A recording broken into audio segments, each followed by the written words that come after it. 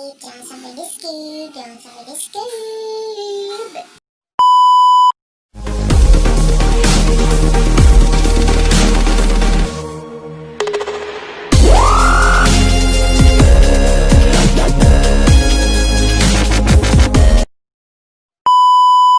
Assalamualaikum warahmatullahi wabarakatuh. Perkenalkan, nama saya Faza Faizatul Ummah, NIM T 2019-1043. Di sini saya akan menjelaskan sedikit tentang sosiologi pendidikan Islam yang terdiri dari pengertian sosiologi pendidikan, ruang lingkup, peran, manfaat, tujuan, dan pentingnya sosiologi pendidikan. Untuk lebihnya jangan lupa like, comment, and subscribe, dan jangan lupa share ke sosial media kalian. Oke, check it out. Langsung saja, yang pertama yaitu pengertian sosiologi pendidikan.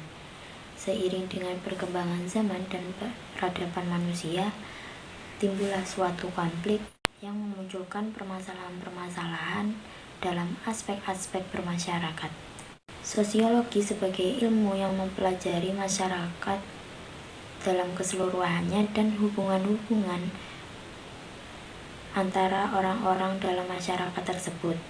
Sosiologi memiliki peran yang sangat penting dalam membantu memecahkan masalah-masalah yang terjadi seperti kemiskinan, konflik, ras, suku, wilayah, tingkah laku, baik yang menyeleweng ataupun menyimpang, baik dari anak, remaja, ataupun orang dewasa, dan kebudayaan serta peradaban yang bermacam-macam. Tokoh pelopor pertama sosiologi adalah Auguste Comte. Dibawa sejak abad ke-19 di benua Eropa pada tahun 1798 sampai 1857. Menurut bahasa, sosiologi berasal dari kata Latin yaitu socius yang berarti kawan, dan berasal dari kata Yunani logos yang berarti kata atau berbicara. Jadi sosiologi berarti berbicara mengenai masyarakat. Menurut Auguste Comte, sosiologi merupakan ilmu pengetahuan kemasyarakatan umum yang merupakan hasil terakhir perkembangan ilmu pengetahuan dan dianggap dengan pengetahuan yang kuno.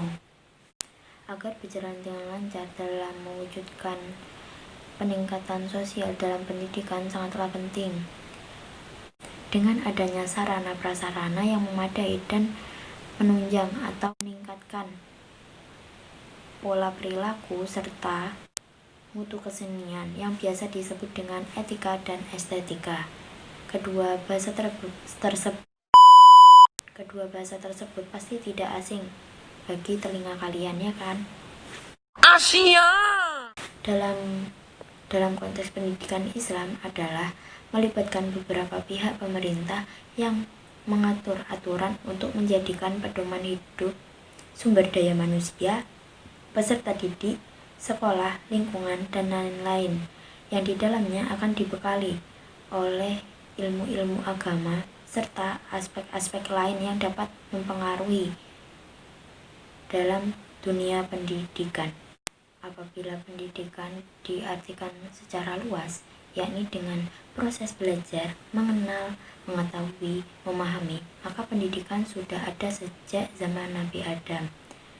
Di sini Allah telah menjelaskan di dalam Quran surat Al-Baqarah ayat 31 yang berbunyi, dan dia ajarkan kepada Adam nama-nama benda, kemudian dia perlihatkan kepada para malaikat seraya berfirman, sebutkan padaku nama semua benda ini jika kamu yang benar. Dapat dijelaskan bahwa Allah mengajari Nabi Adam untuk mengenal nama-nama benda yang ada di sekitarnya, dan dapat dikatakan bahwa peristiwa tersebut sebagai bukti bahwasanya aktivitas pendidikan sudah ada sejak zaman terdahulu. Jadi tidak dapat dipungkiri lagi, sudah ada jelas-jelas bukti yang menggunakan dalil tersebut. di dalam Quran Surat Al-Baqarah ayat 31. Yang selanjutnya yaitu ruang lingkup sosiologi pendidikan. Di sini ada dua pendapat yang saling berkaitan, yaitu menurut Sanavia Faisal dan Yazik, bahwa dalam ruang lingkup memiliki pembahasan masalah-masalah sebagai berikut. Yang pertama yaitu analisis terhadap pendidikan selaku alat kemajuan sosial. Yang kedua yaitu memberi tujuan bagi pendidik agar sesuai dengan apa yang diinginkan. Yang ketiga yaitu aplikasi pendidikan untuk menunjang keberhasilan serta kelancaran dalam proses pendidikan. Keempat, proses pendidikan merupakan proses sosialisasi. Di sini butuh pengawasan, pengontrolan dari orang tua, pendidik, pemerintah, ataupun masyarakat yang dapat dijadikan pedoman atau penunjang untuk meningkatkan potensi suatu anak. Asia. Yang kelima yaitu peranan pendidikan dalam masyarakat yang berpengaruh besar terhadap proses sosiologi pendidikan. Yang keenam yaitu interaksi sosial, di sini antara pendidik dengan yang dididik. Jadi tidak akan lepas tangan seorang pendidik terhadap anak didiknya agar memiliki potensi atau peningkatan dalam proses pembelajaran atau sosiologi pendidikan, dan agar tidak terjadi penyimpangan dan agar selalu selaras dengan tujuan utama pendidikan. Yang ketujuh, adanya informasi terkait sosiologi pendidikan. Yang selanjutnya yaitu peran sosiologi pendidikan. Di sini dalam arti sederhananya, guru adalah orang yang memberikan pengetahuan kepada peserta didik serta mempunyai tugas utama yaitu sebagai pendidik, pembimbing, pengarah, penilai, dan pengevaluasi peserta didik agar kedepannya menjadi lebih baik. Adapun beberapa peran yang harus diketahui oleh pendidik dengan peserta didik, yang pertama yaitu kedudukan dan peran pendidik di sekolah. Di sini sebagai pengajar dan pendidik diharapkan bisa memberikan suri tauladan yang baik terhadap peserta didik. Yang kedua, peranan pendidik sehubungan dengan peserta didik. Di sini maksudnya pendidik adalah sebagai panutan utama pada anak didik dan merupakan suatu penghargaan tersendiri karena telah berjasa dan banyak mendidik umat manusia dari dulu hingga sekarang. Yang ketiga yaitu peranan pendidik dengan ahlak peserta didik. Setelah dikaji dan diteliti bahwasanya sosiologi pendidikan adanya hubungan timbal balik suatu manusia dengan manusia, yang di sini memberikan ruang untuk memberi, menerima, atau menolak dan merespon. Yang selanjutnya yaitu manfaat atau fungsi sosiologi pendidikan. Yang pertama yaitu fungsi sosialisasi. Lambat laun semakin banyak perubahan di era globalisasi yang semakin berkembang dan mengalami kemajuan bagi generasi-generasi yang di sini memiliki pola berpikir yang berbeda dan mengalami perubahan yang sangat pesat. Yang kedua yaitu fungsi kontrol sosial. Salah satu penunjang agar tercapainya pendidikan yang diinginkan dengan cara sekolah menanamkan nilai atau moral kepada peserta didik terhadap tatanan modern yang tidak melupakan tatanan yang terdahulu dengan menggunakan sarana prasarana yang memadai dan dapat meningkatkan pola berpikir mereka.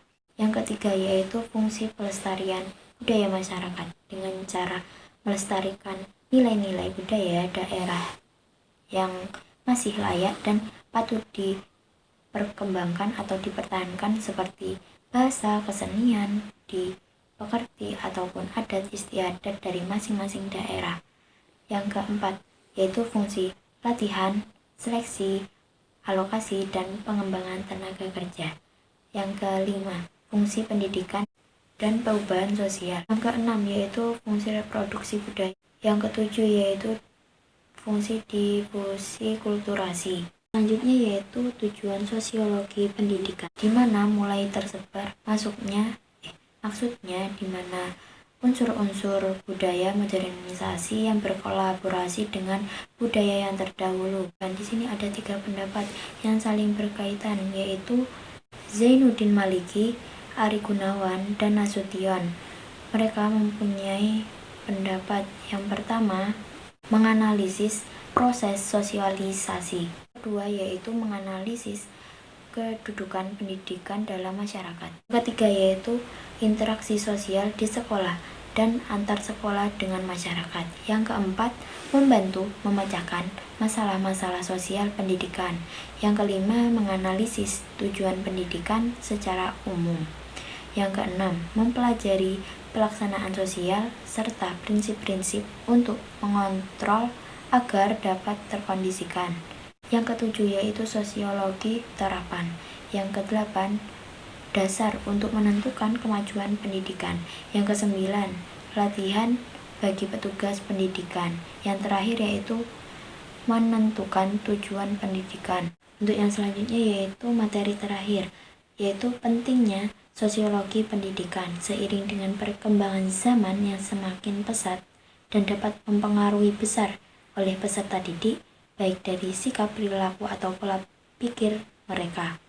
Dalam pendidikan di sini sangat dijunjung tinggi oleh masyarakat yang lambat laun, mempengaruhi perkembangan serta kemajuan dan mengalami perubahan-perubahan tertentu secara singkat dan cepat.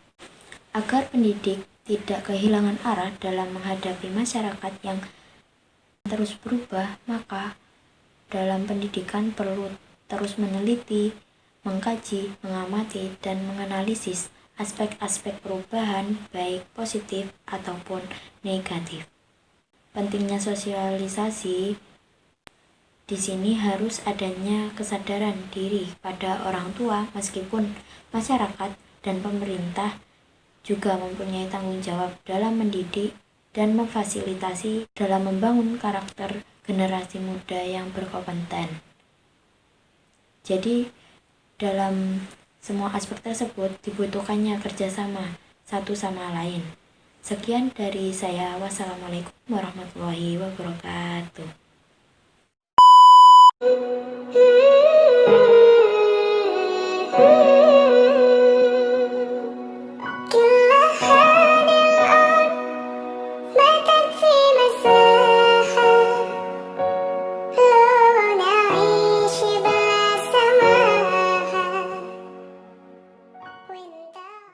Asia.